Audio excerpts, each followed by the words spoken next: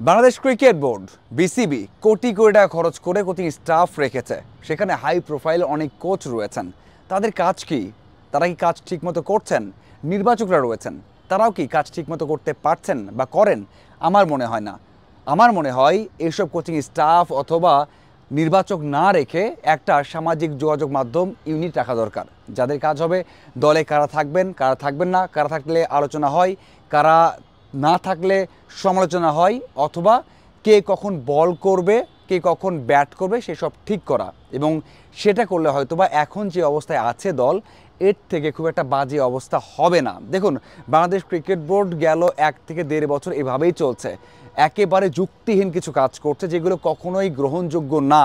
আমি মাঠের বাইরে কথা বলতে চাই।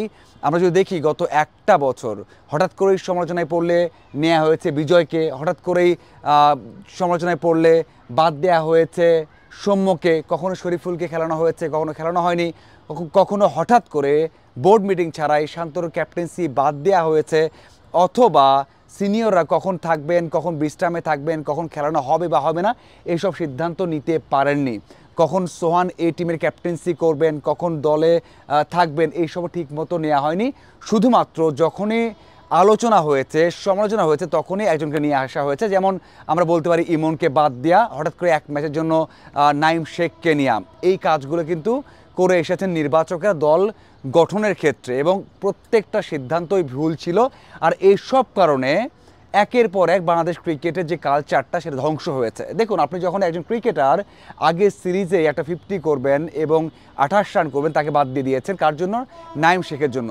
সৌম্য সরকার দুইটা ইনিংস, একটা ইনিংসে করলেন 0, তার আগের ইনিংসেই করেছেন 69 রান, এবং ওই বছর 169 রানের একটা ইনিংস আছে, তাকে বাদ দিয়ে রেখেছেন।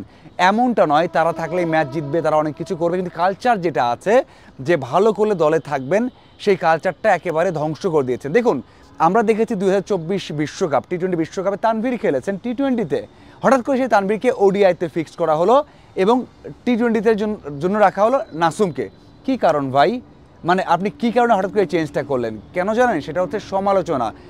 খুব বেশি যখন সোশ্যাল মিডিয়ায় আলোচনা হয় সমালোচনা হয়, সেইভাবে সিদ্ধান্ত নেয় নির্বাচকেরা। এখন আসা যাক কোচিং স্টাফদের কথা। অনেক সময় সমর্থক, ভক্ত, সাংবাদিক, বিশ্লেষকরা বুঝতে পারেন কখন কাকে বল দেওয়া হবে। দেখুন, মানে অস্ট্রেলিয়া যখন খেলা হয়, যখন ইংল্যান্ডে খেলা হয়, যখন ইন্ডিয়ার খেলা হয়, আপনি কিন্তু জানেন যে কখন কে বোলিংয়ে আসবে কে কখন ব্যাটিংয়ে আসবে।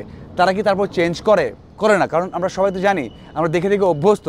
এই যে বাংলাদেশ সুপার ওভারে যখন ব্যাট করলো তখন তো আমরা নিশ্চিত ছিলাম যে এই উইকেটে রিশাদ ভালো করছেন, অপোনেন্ট তাকে নিয়ে ভয়ে আছে, স্পিন বোলার আসবে, সেই জায়গায় আপনি রিশাদকে দিলেন না।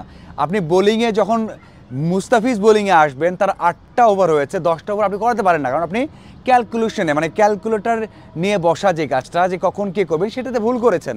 মানে যদি এইভাবেই চলেন, আপনি যে ন্যাশনাল টিমের কোচিং স্টাফ এতগুলো আছেন, কোটি কোটি টাকা খরচ হচ্ছে, আপনার এত নির্বাচক প্যানেল রয়েছে, অ্যানালিস্ট রয়েছেন, সবাই রয়েছেন, তারা যদি মুস্তাফিজকে 10 ওভার বল করাতে না পারেন, আপনি যদি না বুঝতে পারেন যে শান্ত ওখানে স্যুট করে না, আপনি সেখানে শান্তকে নামিয়ে দেন, তাহলে আপনার দরকার কি?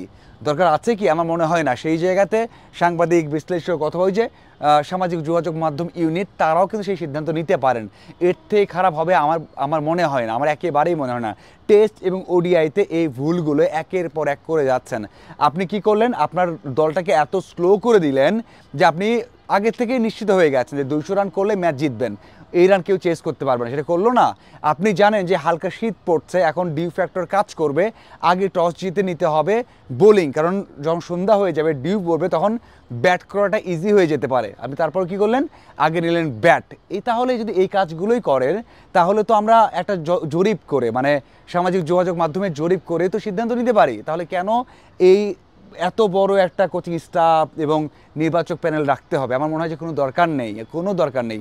বাংলাদেশ ক্রিকেটের যে কালচারটা ছিল বা যে কালচার সবসময় থাকতে হয়, সেটা ধ্বংস হয়ে গেছে বা গত 1 বছরে একেবারে ধ্বংসের দ্বার প্রান্তে আছে কোচিং স্টাফ। সেখানে বাংলাদেশের সিনিয়র সহকারী কোচ রয়েছেন, কোচ মোহাম্মদ সালাউদ্দিন।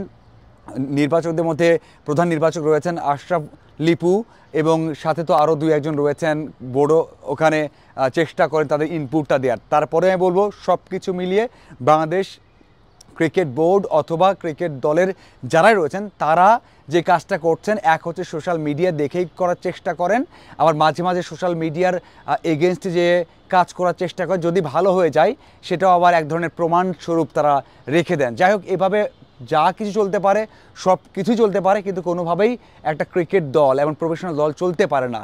আপনার কি মনে হয় অবশ্যই কমেন্ট করে জানাবেন। ধন্যবাদ সবাইকে সাথে থাকার জন্য।